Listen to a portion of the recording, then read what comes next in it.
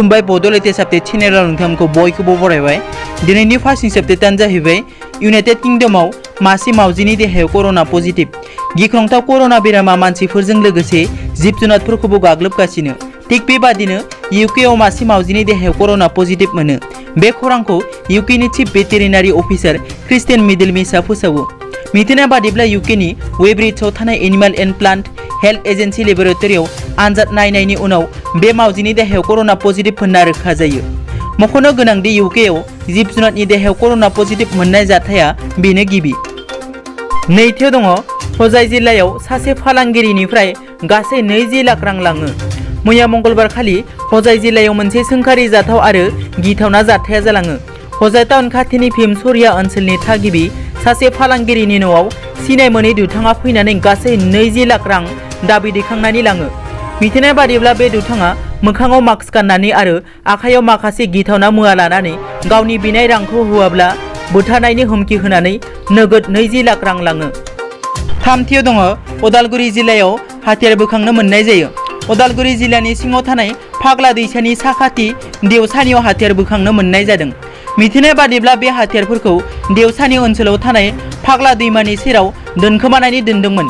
रिपर्टनि बादिब्ला उदालगुरि पुलिस बिफाना गासै गंथाम AK-56 राइफल, गंथाम मेगजिन, माखासे गोलि आरो बारुदफोरखौबो बोखांनो हायो। रुंसारि सुशांत सिंह राजपुतनि बिफाया रिया चक्रवर्तीनि हेंथायै एजाहार होबाय।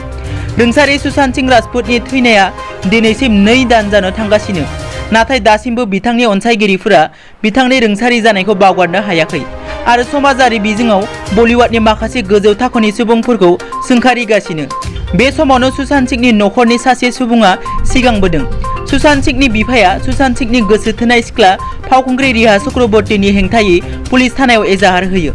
मिथिनाय बादिब्ला रिया चक्रवर्तीया रुंसारि सुशांत सिंहनि बेंक एकाउन्टनिफ्राय गासै 17 करोड़ रां दिहुनना जादों, जायनि थाखाय सुशांत सिंहनि बिफाया बेनि हेंथायै पुलिस थानायाव एजाहार होयो।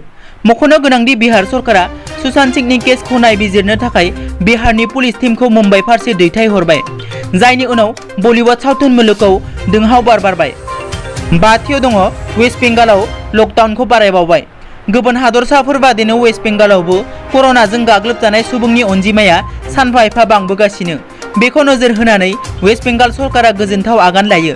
ममता बेनार्जी सरकारा रायजोआव कर'नानि थासारिखौ नोजोर होनानै कन्टेनमेन्ट जन फोसावजानाय ओनसोलाव फैगौ दाननि 31 आगस्तसिम आबुं थाला बन्द फोसावो।